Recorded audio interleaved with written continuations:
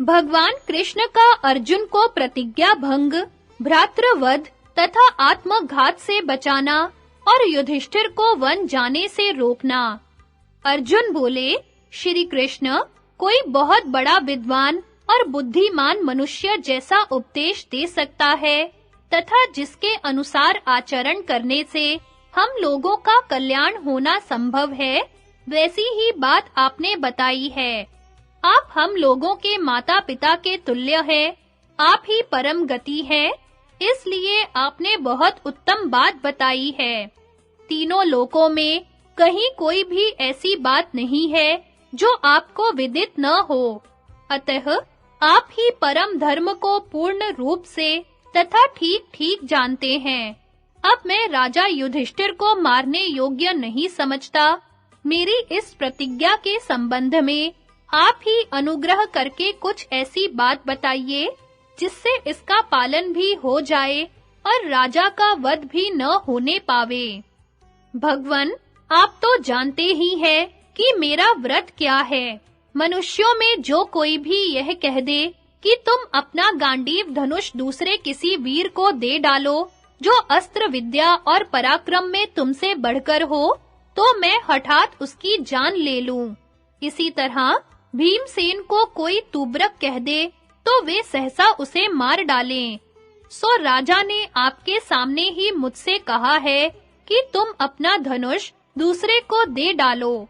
ऐसी दशा में यदि मैं इन्हें मार डालूं तो इनके बिना एक क्षण के लिए भी मैं इस संसार में नहीं रह सकूंगा, और यदि इनका वध न करूं तो फिर प्रतिज्ञा भंग के पाप से कैसे मुक्त होऊंगा? क्या करूं? मेरी बुद्धि कुछ काम नहीं देती। कृष्ण, संसार के लोगों की समझ में मेरी प्रतिज्ञा भी सच्ची हो और राजा युधिष्ठिर का तथा मेरा जीवन भी सुरक्षित रहे, ऐसी ही कोई सलाह दीजिए। श्री कृष्ण ने कहा, वीरवर, सुनो, राजा युधिष्ठिर थक गए हैं और बहुत दुखी हैं। कर्ण ने अपने तीखे बाणों से इन्हें संग्राम में अधिक घायल कर डाला है। इतना ही नहीं, ये जब युद्ध कर रहे थे, उस समय भी उसने इनके ऊपर बाणों का प्रहार किया। इसलिए दुख और रोष में भरकर इन्होंने तुम्हें न कहने योग्य बात कह दी है। ये जानते हैं कि पापी कर्ण को सिर्फ तुम ही मार सकते हो और उसके मारे जाने पर कौरवों को शीघ्र ही जीत लिया जा सकता है। इसी विचार से उन्होंने वह बात कह डाली है, इसलिए इनका वध करना उचित नहीं है। अर्जुन, तुम्हें अपनी प्रतिज्ञा का पालन करना है, तो जिस उपाय से ये जीवित रहते हुए मरे के समान हो जाएं, वही बताता हूँ, सुनो। यही उपाय तुम्हारे अनुरूप होगा। सम्माननीय पुरुष संसार में जब तक सम्मान पाता है, तब तक ही उसका जीवित रहना माना जाता है। जिस दिन उसका बहुत बड़ा अपमान हो जाए, उस समय वह जीते जी मरा समझा जाता है। तुमने, भीमसेन ने, नकुल सहदेव ने तथा अन्य वृद्ध पुरुषों एवं शूर वीरों ने राजा युधिष्ठिर का सदा ही सम्मान किया है। आज तुम उनका अंशतः अपमान करो। यद्यपि युधिष्ठिर पूज्य होने के कारण आप कहने योग्य हैं, तथापि इन्हें तू कह दो। गुरुजन को तू कह देना उनका वध कर देने के ही समान माना जाता है। जिसके देवता अथर्वा और अंगीरा है, ऐसी एक सर्वोत्तम श्रुति बताई जाती है। अपना भला चाहने वालों को बिना विचारे ही इसके अनुसार बर्ताव करना चाहिए। उस श्रुति का भाव यह है, गुरु को तू कह देना, उसे बिना मारे ही मार डालना है। इसलिए जैसा मैंने बताया, उसी के अनुसार तुम धर्मराज के लिए तू शब्द का प्रयोग कर। तुम्हारे मुख से अपने लिए तू का प्रयोग सुनकर धर्मराज उसे अपना वध ही समझेंगे। इसके बाद तुम इनके चरणों में प्रणाम करके सांत्वना देना और अपनी कही हुई अनुचित बात के लिए क्षमा मांग लेना। तुम्हारे भाई राजा युधिष्ठिर समझदार हैं, ये धर्म का ख्याल करके भी तुम पर क्रोध नहीं करेंगे। इस प्रकार तुम मिथ्या भाषण और भ्रातृवध के पाप से छूटकर प्रसन्नता पूर्वक सूत पुत्र कर्ण का वध करना। अपने सखा भगवान श्री कृष्ण का यह वचन सुनकर अर्जुन ने उनकी बड़ी प्रशंसा की। फिर वे हठ पूर्वक धर्मराज के प्रति ऐसे कटु वचन कहने लगे जैसे पहले कभी नहीं कहे थे। वे बोले, तू चुप रह, ना बोल, तू तो खुद ही लड़ाई से भागकर एक कोस दूर आ बैठा है, तू क्या उलाहना देगा? हाँ, भीमसेन को मेरी निंदा करने का अधिकार है, क्योंकि वे समस्त संसार के प्रमुख वीरों के साथ लड़ रहे हैं, शत्रुओं को पीड़ा पहुंचा रहे हैं, असंख्य शूरवीरों, अनेकों राजाओं, रथियों, घुड़सवारों तथा हजारों हाथियों को मौत के घाट उतारकर काम्बोजों और पर्वतीय योद्धाओं को इस तरह नष्ट कर रहे हैं जैसे सिंह मृगों को। तू अपने कठोर वचनों के चाबुक से अब मुझे न मार और मेरे कोप को फिर और न बढ़ा। अर्जुन धर्म भीरू थे, वे युधिष्ठिर को ऐसी कठोर बातें सुनाकर बहुत उदास हो गए।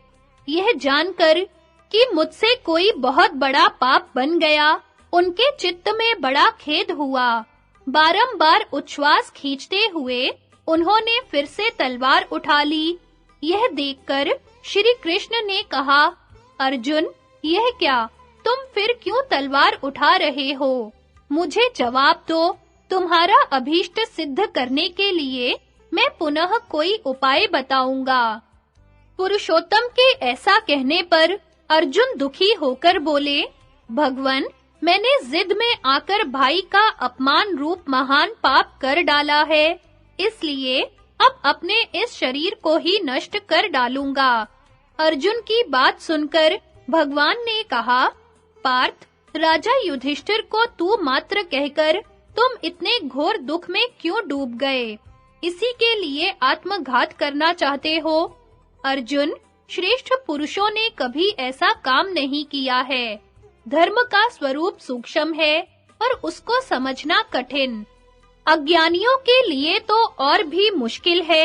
यहाँ जो कर्तव्य है उसे मैं बताता हूँ, सुनो। भाई का वध करने से जिस नरक की प्राप्ति होती है, उससे भी भयानक नरक तुम्हें आत्मघात करने से मिलेगा। इसलिए अब अपने ही मुख से अपने गुणों का बखान करो। ऐसा करने से यही समझा जाएगा कि तुमने अपने ही हाथों अपने को मार लिया। यह सुनकर अर्जुन ने श्री कृष्ण की बातों का अभिनंदन किया और तथास्तु कहकर धनुष को नवाते हुए वे युधिष्ठिर से बोले, राजन, अब मेरे गुणों को सुनिए। पिनाकधारी भगवान शंकर को छोड़कर दूसरा कोई भी मेरे समान धनुर्धर नहीं है। मेरी वीरता का उन्होंने भी अनुमोदन किया है। यदि चाहूं तो इस चराचर जगत को एक ही क्षण में नष्ट कर डालूंगा। मेरे चरणों में रथ और ध्वजा के चिन्ह है। मुझ जैसा वीर यदि युद्ध में पहुंच जाए तो उसे कोई भी नहीं जीत सकता। उत्तर, दक्षिण, पूर्व और पश्चिम इन सभी दिशाओं के राजाओं का मैंने संहार किया है। कृष्ण, अब हम दोनों विजयशाली रथ पर बैठकर सूत पुत्र कर्ण का वध करने के लिए शीघ्र ही चल दें। आज राजा युधिष्ठिर प्रसन्न हो, मैं कर्ण को अपने बाणों से नष्ट कर डालूंगा। यों कहकर अर्जुन पुनः युधिष्ठिर से बोले, आज या तो कर्ण की माता पुत्रहीन होगी या माता कुंती ही मुझसे हीन हो जाएगी। मैं सत्य कहता हूँ, अपने बाणों से कर्ण को मारे बिना आज कवच नहीं उतारूंगा। यह कहकर अर्जुन ने तुरंत अपने हथियार और धनुष नीचे डाल दिए, तलवार मयान में रख दी। फिर लज्जित होकर उन्होंने युधिष्ठिर के चरणों में सिर झुकाया और हाथ जोड़कर कहा, महाराज, मैंने जो कुछ कहा है उसे क्षमा कीजिए और मुझ पर प्रसन्न हो जाइए। मैं आपको प्रणाम करता हूँ। अब मैं सब तरह से प्रयत्न करके भीमसेन को युद्ध से छुड़ाने और सूत पुत्र कर्ण का वध करने के लिए जा रहा हूँ। राजन, मेरा जीवन आपका प्रिय करने के लिए ही है, यह मैं सत्य कहता हूँ। ऐसा कहकर अर्जुन ने राजा के दोनों चरणों का स्पर्श किया और फिर वे रणभूमि की ओर जाने को उद्यत हो गए। धर्मराज युधिष्ठिर अर्जुन के कठोर वचनों को सुनकर अपने पलंग पर खड़े हो गए। उस समय उनका चित्त बहुत दुखी हो गया था। वे कहने लगे, पार्थ, मैंने अच्छे काम नहीं किए हैं, इसलिए तुम लोगों पर घोर संकट आ पड़ा है। मेरी बुद्धि मारी गई है, मैं आलसी और डरपोक हूँ, इसलिए आज वन में चला जाता हूँ। मेरे न रहने पर तुम सुख से रहना। महात्मा भीमसेन ही राजा होने के योग्य है, मैं तो क्रोधी और कायर हूँ। अब मुझ में तुम्हारी ये कठोर बातें सहन करने की शक्ति नहीं है। इतना अपमान हो जाने पर मेरे जीवित रहने की कोई आवश्यकता नहीं है। यह कहकर वे सहसा पलंग से कूद पड़े और वन में जाने को उद्यत हो गए। यह देख भगवान श्री कृष्ण ने उन्हें प्रणाम करके कहा, राजन, आपको तो सत्य प्रतिज्ञा अर्जुन की यह प्रतिज्ञा मालूम ही है कि जो कोई उन्हें गांडीव धनुष दूसरे को देने के लिए कह देगा, वह उनका वध्य होगा। फिर भी आपने उन्हें वैसी बात कह दी। इससे अर्जुन ने अपनी प्रतिज्ञा की रक्षा करते हुए मेरे कहने से आपका अनादर किया है। गुरुजनों का अपमान ही उनका वध कहलाता है। इसलिए मैंने तथा अर्जुन ने जो सत्य की रक्षा को दृष्टि में रखकर आपके साथ न्याय के विरुद्ध आचरण किया है, उसे आप क्षमा कीजिए। हम दोनों ही आपकी शरण में आए हैं। मेरा भी अपराध है, इसलिए आपके चरणों पर गिरकर क्षमा की भीख मांगता हूँ। आप मुझे भी क्षमा कर दें। आज यह पृथ्वी पापी कर्ण का रक्त पान करेगी। मैं आपसे सच्ची प्रतिज्ञा करके कहता हूँ, अब सूत पुत्र को मरा हुआ ही मान लीजिए। भगवान की यह बात सुनकर युधिष्ठिर ने सहसा उन्हें अपने चरणों पर से उठाया और हाथ जोड़कर कहा, गोविंद, आप जो कुछ कहते हैं बिल्कुल ठीक है। सचमुच ही मुझसे यह भूल हो गई है। माधव, आपने यह रहस्य बताकर मुझ पर बड़ी कृपा की, डूबने से बचा लिया। आज आपने हम लोगों की भयंकर विपत्ति से रक्षा की। आप जैसे स्वामी को पाकर ही हम दोनों संकट के भयानक समुद्र से पार हो गए। हम लोग अज्ञानवश मोहित हो रहे थे। आपकी ही बुद्धि रूप नौका का सहारा ले अपने मंत्रियों सहित शोक सागर के पार हुए हैं। अच्युत, हम आपसे ही सनात हैं।